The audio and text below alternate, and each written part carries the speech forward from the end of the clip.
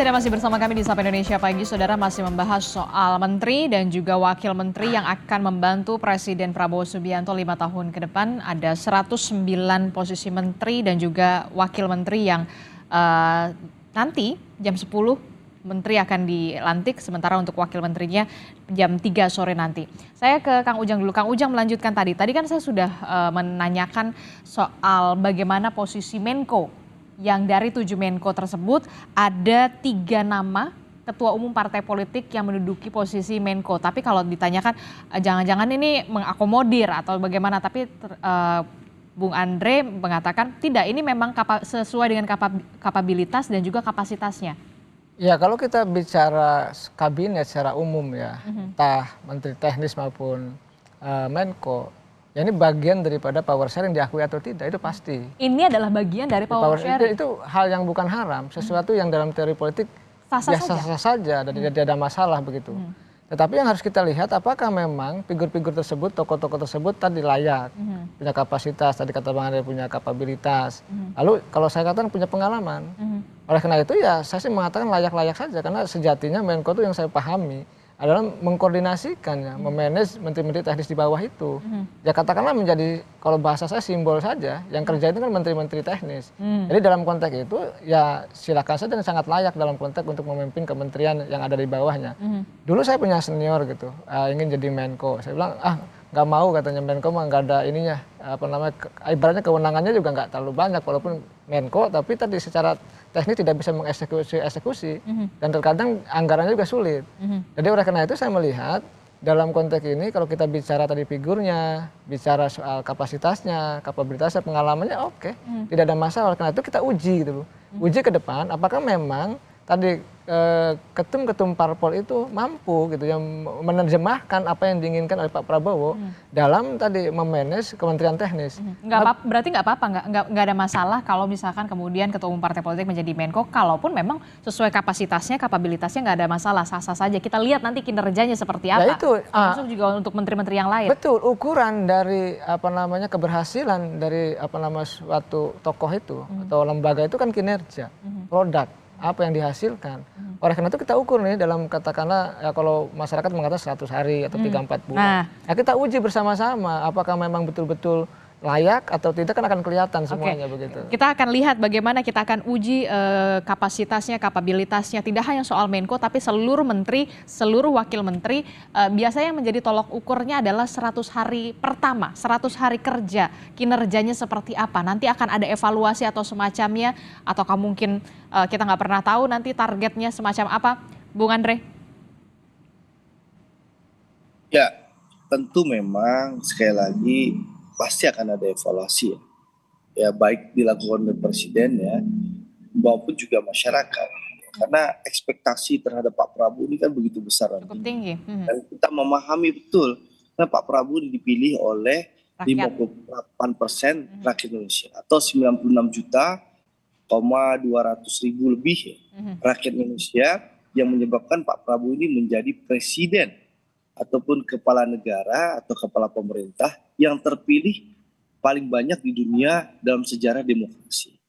Ya, harapan yang begitu tinggi itu disadari oleh Pak Prabowo. Makanya beliau mempersiapkan betul ya kabinetnya, mulai dari jumlah orang dan juga persiapan agar kabinet ini bisa bekerja. Makanya kalau Adisti lihat, beliau dilantik 20 Oktober pagi jam 10 sampai jam 12 itu, malamnya ya langsung diumumkan. Dengan kesibukan beliau ya, istana serah terima dengan Pak Jokowi, lalu mengantarkan Pak Prabowo, Pak Jokowi ke Halim, lalu beliau pulang melakukan pertemuan rapat internal dan juga pertemuan bilateral sampai malam, lalu juga gala dinner dengan tamu-tamu negara, lalu malamnya beliau mengumumkan kabinet. Itu menunjukkan apa? Memang beliau serius dan langsung tancap gas setelah dilantik. Dan hari ini melantik kabinet ya, menteri jam 10, sore nanti wamen, dan besok kepala badan. Itu menunjukkan apa? Memang beliau sudah mempersiapkan diri secara matang. Dan beda, mohon maaf, dengan presiden-presiden sebelumnya. Kita tahu dilantik 20 Oktober biasanya menteri itu diumumkan 1 minggu, bahkan akhir bulan Oktober, sehingga dilantik kalau nggak salah akhir Oktober. Oke, tapi kan setiap presiden kepala negara juga punya pertimbangannya masing-masing dan hitungannya masing-masing, tentu saja bukan. Iya, itu saya menunjukkan bahwa Pak Prabowo ini serius dan sudah mempersiapkan secara matang, sehingga diharapkan para menteri itu tidak lagi omon-omon atau langsung bisa cepat bekerja, tapi langsung bekerja. Makanya ada dua pembekalan. Pembekalan pertama sebelum diumumkan dan dilantik, nanti pembekalan selanjutnya dan pemberian arahan teknis dilakukan setelah dilantik, setelah rapat kabinet pertama. Supaya apa? Supaya kinerja muncul, supaya saling mengenal, supaya menjadi tim yang solid, supaya memahami cita-citanya Pak Prabowo dan juga arahan teknisnya, sehingga mereka bisa bekerja langsung tanpa perlu banyak penyesuaian lagi. Seperti itu. Oke, dengan harapan semuanya supaya bisa cepat bekerja, berarti kinerja para menteri dan juga wakil menteri bisa kita lihat kinerjanya sudah terlihat signifikan di 100 hari pertama? Iya, harapannya seperti itu. Banyak loh yang harus dihadapi. Misalnya ya, saya contohkan. Menteri Perhubungan, Pak Dudi itu, akan menghadapi apa? Setelah dilantik. Ini liburan Natal Tahun Baru. Ya. Betul. Nah, ya, itu tantangan di depan. Menteri Perdagangan Pak Budi Santoso. Dia ada menghadapi data Tahun Baru ya cenderung ada kenaikan bahan pokok. Dia harus siap gitu loh.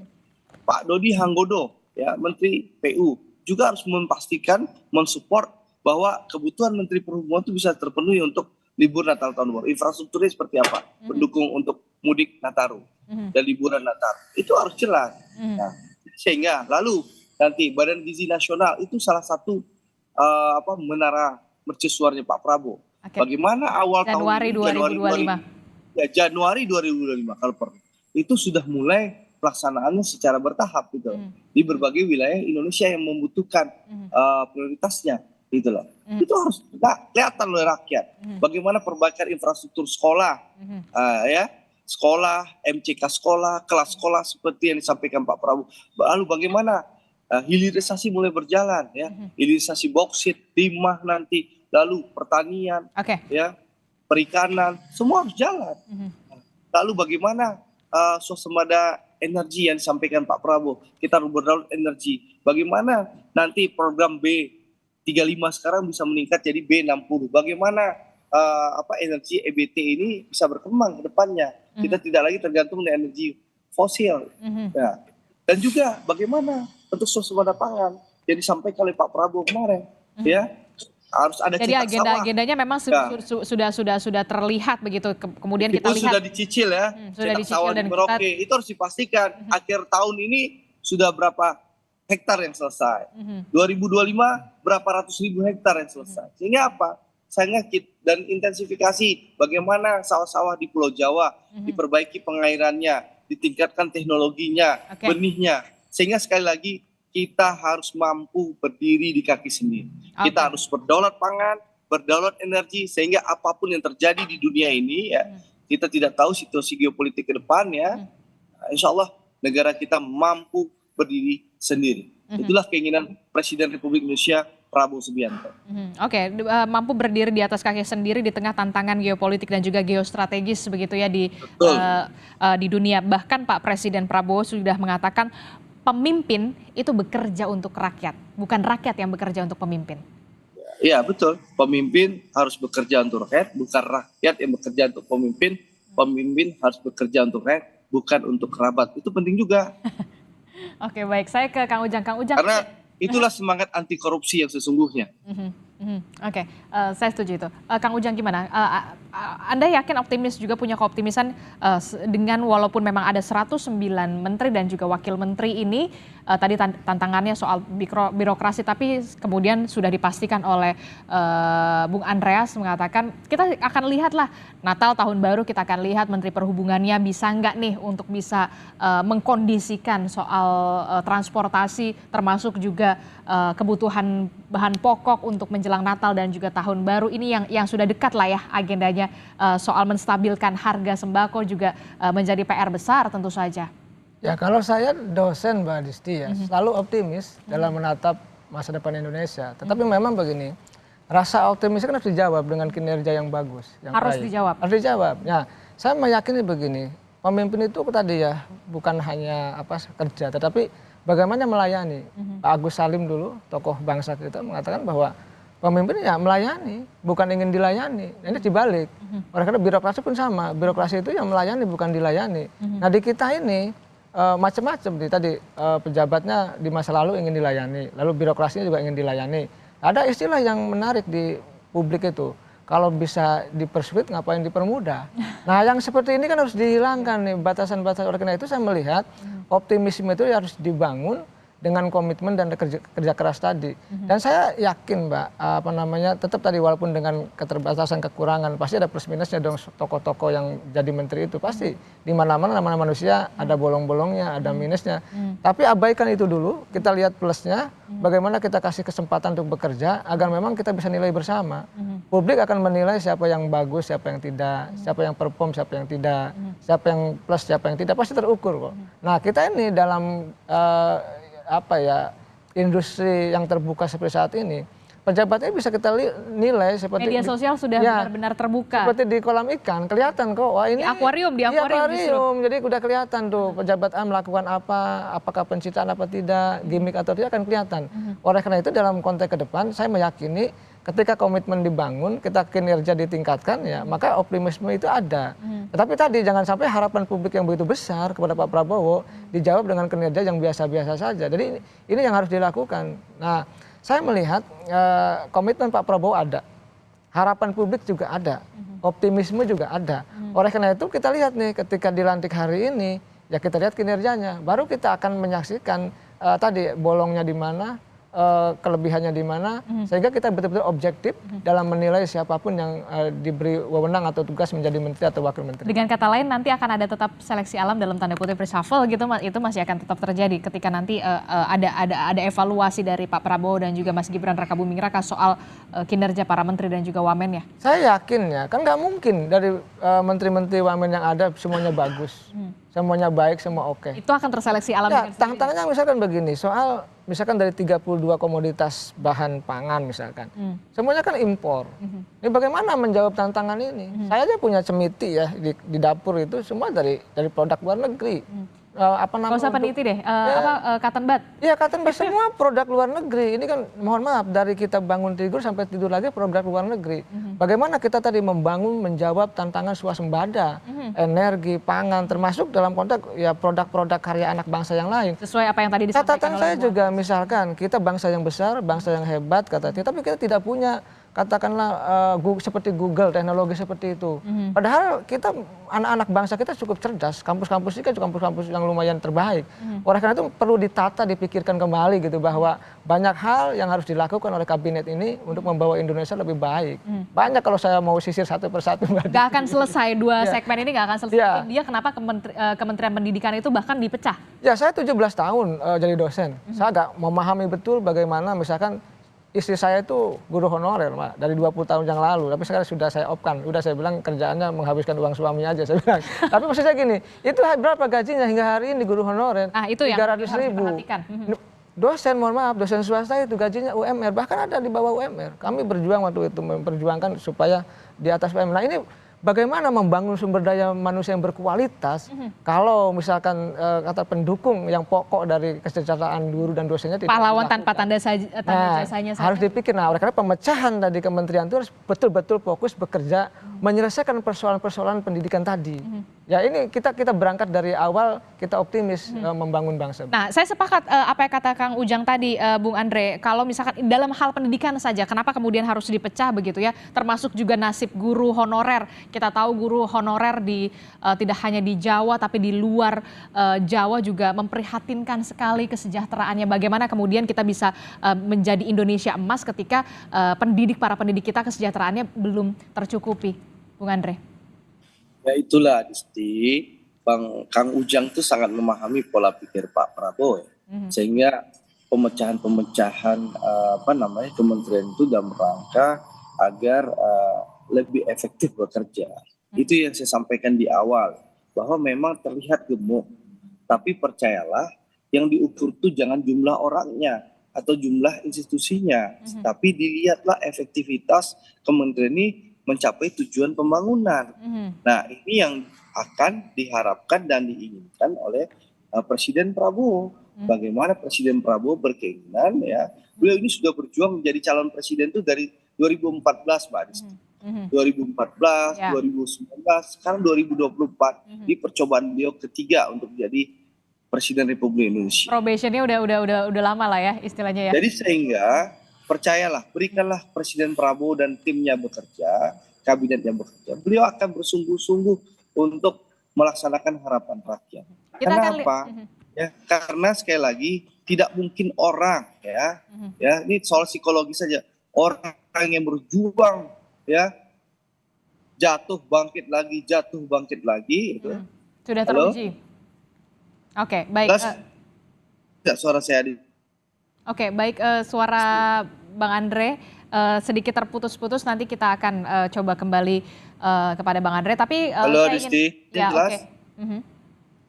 Bang Andre, kita saksikan dulu nih, kita punya dari survei September 2024. Jelas suara saya Disti? Jelas Bang Andre. Tapi kita saksikan dulu Bang Andre, ini ada grafis, kita lihat Bung Andre dan juga Kang Ujang, dari survei pada bulan September 2024. Citra positif Prabowo Subianto ini sebesar 84%. Sementara untuk Gibran Rakabuming Raka ini mendapatkan citra positif sebesar 71%.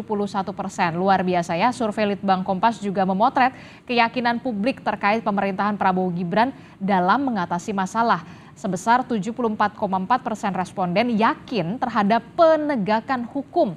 Dan sebesar 73,1% yakin terhadap kesejahteraan sosial. Jadi soal kesejahteraan sosial ini cukup tinggi, 73% keyakinannya. Oke, baik, ini dia keyakinan publik pemerintahan Prabowo Gibran untuk mengatasi masalah. Yakinnya 74% untuk penegakan hukum. Luar biasa yakin. Bung Andre? Iya. Bung Andre, sinyalnya sepertinya. Ya, jadi dengan Adisti, jelas. Ya. Oke, silakan. Suara saya Adisti. Ya, silakan Bung Andre. Adisti. Ya, Bung Andre, silakan. Halo Adisti. Bung Andre, silakan. Oke, tampaknya kita masih sedikit mengalami gangguan komunikasi dengan narasumber. Terakhir, Kang Ujang, apa yang bisa dipesankan oleh Kabinet Merah Putih yang nantinya 5 tahun ke depan ini akan membantu Presiden Prabowo Subianto dan juga Gibran Rakabuming Raka sebagai wakil presidennya? Ya, baik. Saya ke Kang Ujang dulu, Bung Andre. Tidak ada kata lain selain sungguh-sungguh berkomitmen membangun bangsa untuk kepentingan masyarakat bangsa dan negara. Saya punya catatan, biasanya kementerian itu kalau kunjungan ke luar negeri itu mohon maaf membawa istrinya, keluarganya. Ini sudah jangan lagi lah.